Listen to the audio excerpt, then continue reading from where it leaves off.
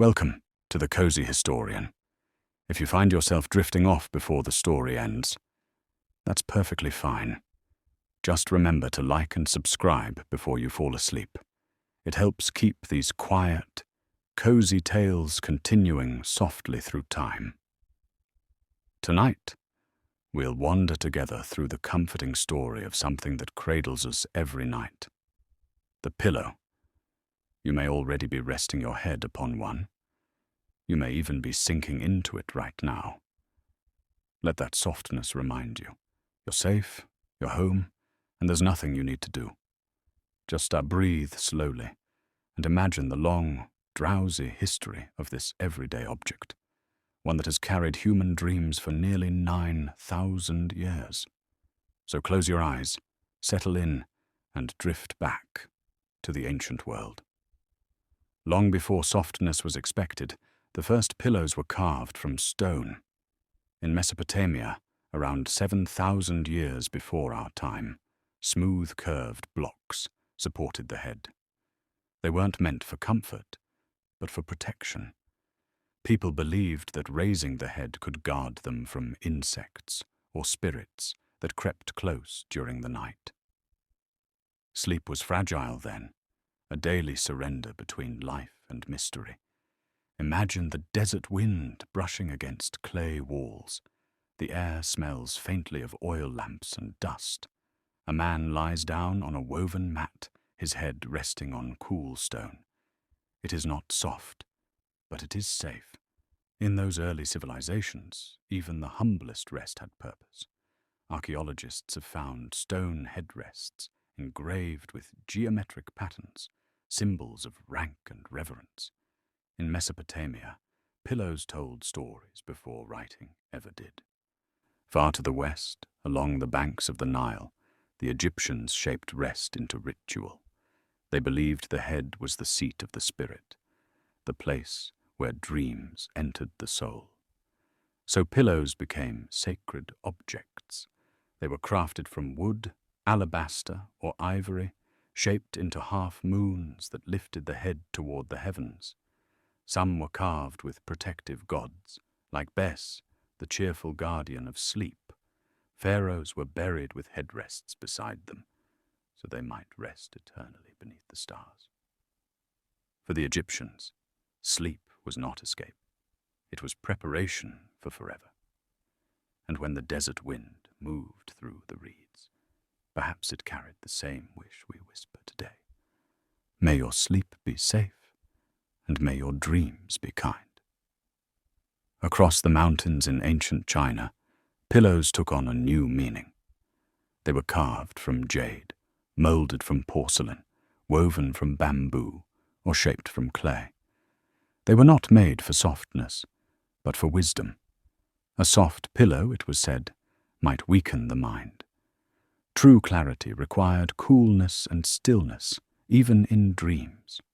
Some were painted with cranes, others with lotus flowers or dragons. Each symbol carried a promise of longevity, peace, and power. The poet Su She once wrote that his jade pillow cooled his thoughts, keeping body and spirit clear as moonlight. Imagine lying there, the window open to the sound of wind through silk curtains, the night perfectly still. In that stillness, sleep was a kind of discipline, a quiet meditation between waking and dreaming. In Japan and Korea, rest became a ritual of precision. Wooden and lacquered headrests supported elaborate hairstyles that must never be disturbed. To flatten one's hair while sleeping was a mark of carelessness, so even rest required grace. The rooms were spare and silent. Tatami mats smelled faintly of straw and smoke. Outside, the soft hum of crickets filled the night air. Inside, a head rested upon a polished block, balanced in calm. Hardness did not mean discomfort. It meant balance between effort and ease, between form and function, between the body and the soul. Centuries later, when the Middle Ages came to Europe, softness disappeared again. Men saw pillows as weakness, Only women, children, and the sick were thought to need them. Knights returned from battle to sleep on cloaks, their heads resting on bundled fabric or nothing at all. In monasteries, monks slept on wooden boards or straw mats, their heads on folded robes. They believed that discomfort tamed desire and brought them closer to God. The nights were long, cold, and humble. Yet even there, under flickering candlelight, sleep was a sacred pause. Meanwhile, in the great halls of nobility, the story was different. Feather pillows and velvet sheets turned rest into luxury. Lavender sachets sweetened the air. In paintings, kings and queens posed with pillows beneath their crowns. Comfort, once again, became a symbol of power. Even in dreams, history was divided. Then came the Renaissance, and with it, the rebirth of beauty and rest. Feather pillows returned, filled with goose down and wrapped in fine linen. Some were scented with rosemary or mint, said to soothe both body and spirit. Sleep became a quiet celebration of life itself. Beds rose higher, draped with silk and trimmed with lace. To rest was to honor the human need for softness. In Florence and Venice, pillowcases were embroidered with family emblems. They became wedding gifts, symbols of shared rest and peaceful union. To give someone a pillow was to wish them a gentle life. By the 17th century, pillows began to travel the world. Sailors carried small ones, stitched by loved ones before long voyages. They were stuffed with feathers, scraps of fabric, and pieces of home. Across endless seas, these little comforts became anchors for weary souls. Even in hammocks that rocked through violent storms, those small pillows offered a whisper of familiarity. To sleep with one's own pillow, even far from home, was to remember belonging. Comfort, it seemed, could survive even an ocean away. By the 19th century, pillows had become a symbol of domestic pride. The Industrial Revolution filled homes with cotton and cloth.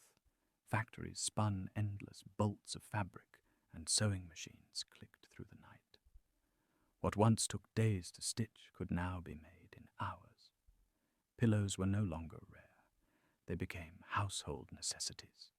In Victorian homes, they were stacked high, pressed crisp, edged with lace. Women embroidered initials or floral patterns into their covers. Keeping them white, spotless, and fragrant was an act of love and care. A clean pillowcase was a mark of good character. And at day's end, when all the chores were done, the bed became a small sanctuary. Writers and poets found inspiration there too. Emily Dickinson once called her pillow the friend that waits for me each night. Perhaps she knew that quiet companionship, the gentle peace that comes when the world goes still. The 20th century brought new dreams and new materials. Factories filled with synthetic fibers. Foam replaced feathers. Polyester promised durability and cleanliness. Adverts claimed that the perfect pillow could change your life. They promised deeper sleep, better posture, happier mornings, and people believed them. Hotels began branding their pillows: firm, soft, deluxe, dream cloud.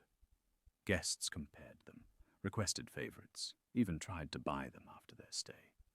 Sleep became something to market, and comfort became a competition. In the 1960s, scientists working for NASA developed memory foam, meant for astronauts. Soon, it drifted down from space and into bedrooms around the world.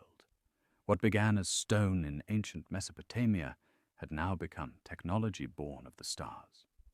By the 1980s, pillows came in every shape imaginable: cooling gels, ergonomic curves, hypoallergenic fillings.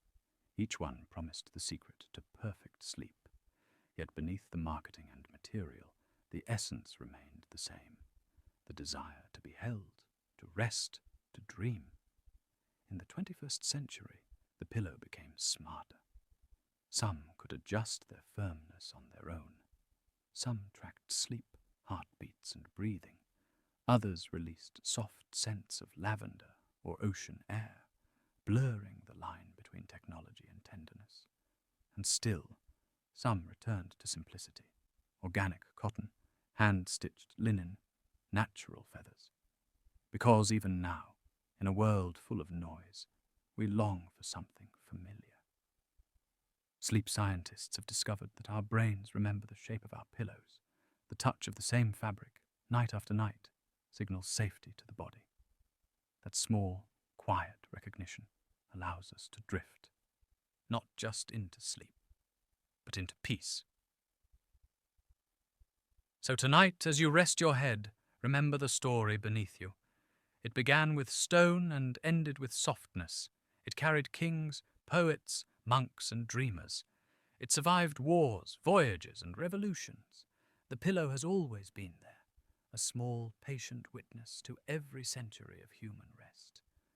From the cool stone of Mesopotamia, to the wooden headrests of Japan, to the lavender-scented linen of Renaissance beds, to the memory foam beneath your cheek tonight, it has always been a quiet companion, a reminder that even as the world changes, our longing for comfort remains the same.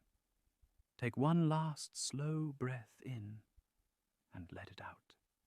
The story is ending, but your dreams are just beginning. Sleep well. You've been listening to The Cozy Historian.